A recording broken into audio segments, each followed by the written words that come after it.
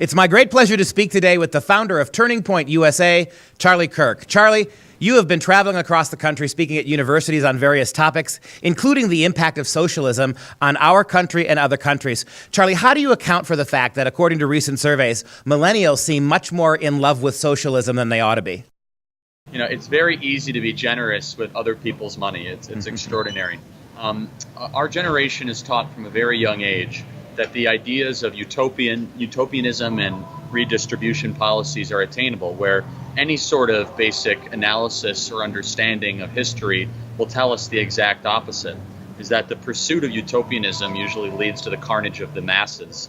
So our generation is being indoctrinated from a very basic elementary level that Marxism was just not tried properly, despite over 100 test cases on 6 different continents over 100 years with 100 million people killed. They're still being told that socialism and Marxism just wasn't tried correctly. Well, no, the problem with socialism in Venezuela is not that it wasn't tried correctly, is that it was tried perfectly. Socialism in practice ends with the elites getting ultimately richer and totally powerful, and the rest of the people living subservient to their ultimate agenda of control and collectivism. So, look, it's up to people like us, freedom lovers, to push back against this disastrous viewpoint and ideology in our schools and our culture and our education and in the streets, because if Marxism is given a bigger and bigger platform here in the States, I'm afraid that we will have a country that will soon be unrecognizable. Well, unfortunately, it is getting, and you know from your college tour, I'm a university professor myself, you know from your college tours that they are getting almost unremediated Marxism. I love what you said a moment ago, that Marxist economics is utopian. Most people don't realize that the word utopian in Greek means no place, that the ancient Greeks recognized that this kind of fantasy economics isn't just productive. How do you get that message across when you give your talks across campus? Well, believe it or not, it's actually teaching cynicism, which most people are cynical. In fact, we as conservatives believe that a healthy dose of cynicism towards politics is necessary, because when you enter into politics trying to strive towards utopia, you're going to get to dystopia rather quickly. And so it is actually creating, a better word is skepticism towards government. It's having young people to challenge power structures and to challenge politicians, because when you challenge and you criticize and you get people to have dialogue and discourse and disagreement with the status quo, inevitably the question is, well, why is that so big? Why does government have so much power? Why are things the way they are? And so it is training the next generation, in fact, encouraging them to question the powers that be and to create that sort of healthy dose of skepticism towards power, which inevitably will lead to a generation of freedom fighters. Yeah, that's a great observation. You know, the only really way that you can rebel on a college campus is to become a conservative or a Christian, right? I mean, we have so driven those ideas underground that real rebellion, if that's what you're looking for, you have to seek those ideas outside the prism of the liberal bubble. That's exactly right. So I'm a Christian, I am a conservative, which interestingly is in the vast ideological minority on college campuses. And in order to be a rebel, you have to embrace those ideas. Look, I always laugh at the leftists and the liberals on campus. They think they're being rebellious. And I ask the question, I say, your textbooks are liberal, your teachers are liberal, the music you listen to is liberal, the movies you watch all have liberal messages, your parents are probably liberal, every one of your friends is liberal, your professors are liberal. Who are you rebelling against? You are a conformist. To be a rebel on a college campus, fight for freedom, fight for free enterprise, that we are the actual ones that are counter-cultural, counter-institutional, which I think allows us a lot of credibility to challenge the broken status quo of postmodernism and neo-Marxism. Yeah, and that's a great point. With my students, I say, just because you move into a dorm, start smoking pot, and get the exact same tattoo as your sorority sisters, not only does it not make you a rebel, it makes you a conformist. And so these conformist ideas, by definition, Marxism is a collectivism. You mentioned being conservative and Christian, as I am. One of the things that I'm blown away with by Christian ideology about the teachings of Christ is that he is a radical individualist. I think he is the single greatest voice for individualism in the history of the world. And it's not a surprise, is it, that getting rid of God, getting rid of Christianity, and promoting Marxist values, those two things have to go hand in hand. They're inseparable. In fact, so it's quite interesting you say that. The intellectually lazy way to read the scriptures is to say that Jesus Christ somehow advocated for collectivism or Marxism. There's little to no evidence of that. Jesus Christ actually talked directly to the individual. What are you going to do to help the poor person? What are you going to do to improve your character? How are you going to be able to get to heaven? He actually rejected group identity politics. In fact, he made fun of it. And it's no more, you look at the message of the Good Samaritan, for those people that don't understand, that see it just as a message of helping the poor and the weak among us, that's not what Jesus was talking about. He was rejecting geographic group identity politics between the separation of the times, which I honestly is one of the great tools that the Marxists use against us. Nevertheless, wow, I'm just struck by how intellectually deep what you said was, and how it needs to be said even more, that Christ was an individualist. And throughout the scriptures, Jesus Christ always talked about bondage from slavery, talked about free flow of ideas and free thought. And he was anything but a massive economic, political figure that tried to advocate for collectivism. Jesus Christ was the savior of the world. If he wanted a political structure or system, he would have advocated for one. We have no evidence in the four scriptures or the writings of Paul in Acts or the letters subsequent that he ever had any sort of strong political opinion. He actually rejected politics. He was apolitical. He was killed by the state, if you actually want to be hyper-technical about it. And so he was someone that embraced liberty, embraced freedom against the heretics of the Pharisees that were very big into almost what at the time could be argued for legalistic fascism, which was like he wasn't following the right rules, he wasn't doing the right thing.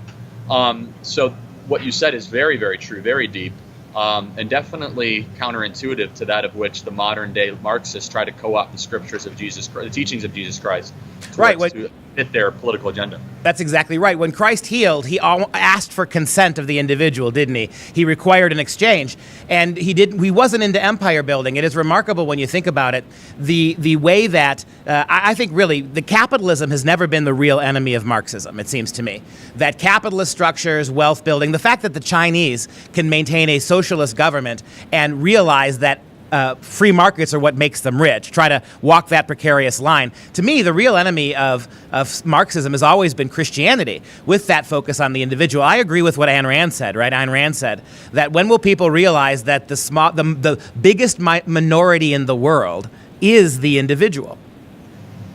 That's so beautifully said. And so it's even beyond, it's Christianity is a component of it, and I am an evangelical Bible-believing Christian. But I don't want to forget our Jewish brothers and sisters either, because I think it's a belief in God, and it's a belief in the Torah and the tradition that is a threat to Marxism, most definitely. And for those people that might be deists or still searching towards the true biblical answers, I still think that anyone who believes in a higher power is a threat to Marxism. So I will kind of add some texture to that. But it's quite fascinating. It is impossible to put forth a true Marxist agenda and not go after the idea of God. Because when you obliterate higher meaning, it doesn't obliterate the need for higher meaning amongst individuals. They're still going to try to pursue a higher power, whether it be a song of music, a person, a political party. So when you destroy the churches and you get rid of God, it actually makes the political apparatus that much more powerful. It makes the desire towards the state more powerful. That's why Mao tried to make himself God. It was the deification of man, which, if you want to ask me what is one of the most evil, if not the most evil thing a person can do, it's trying to make themselves God. Because at that moment, there is no sin, there is no morality. You are the great arbiter of such justice, which I think in and of itself is the great culmination of hubris and evil, which is the final destruction. Which is the inevitability of that is no morals and total societal anarchy and chaos, and the removal of the teachings of God and Jesus Christ. So what you said is spot on.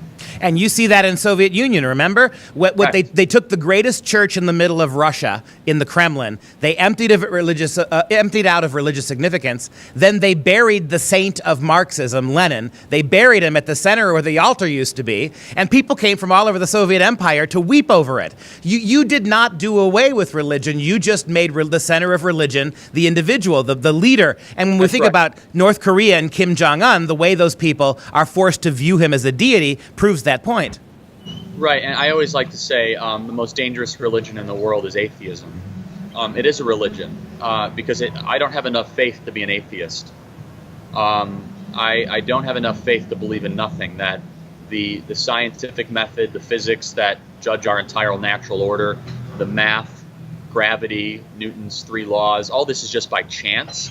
The biochemistry within the natural world, the ecological sophistication embedded within any sort of exploration of being in the outdoors. This is all just a mistake. I don't think so. I don't have enough faith in that. And so you're right. People are not going to stop wanting a deity just because you get rid of the church. But what it does is it emboldens and empowers the despots to be able to wield more control, because when there's God, government therefore has to be restrained unless you advocate for a theocracy, of which I don't. So when you allow religious freedom, people inherently are going to want to limit government, because they'll say that's not a proper role of government. The church should do that, so on and so forth. So, Charlie, shifting gears a little bit for our audience, you have become a very sought-out advisor to President Donald Trump. You've been with him, and you have had many instances to sit down and talk with him. For our audience who only sees him in his presidential capacity, what's it like talking to Donald Trump and interacting with him outside of that role? He is a spectacular person. You cannot believe any of the media lies or characterizations or caricatures thrown about him or at him. His memory is unbelievably precise. He is sharp. He is great on his feet. He cares about other people, always asking, how can I help you? How are things going? Keep the fight on college campuses. And more than anything else, he's a patriot. He loves this country. He gets upset when things are not running properly. He gets angry when he sees the borders wide open.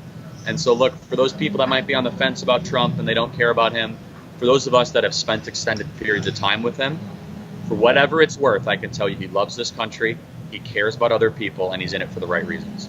And our president, talk a little bit about the degree to which you see him committed to trying to help influence what's going on our college campuses. He's aware of that problem too, I'm sure, the ideology. Yes, that's correct. And so look, I had an interview with him where we talked about college campuses, and we talked about kind of what's going on in the state of higher education. He understands the assault on free speech. He understands it's more difficult than ever to be a young conservative.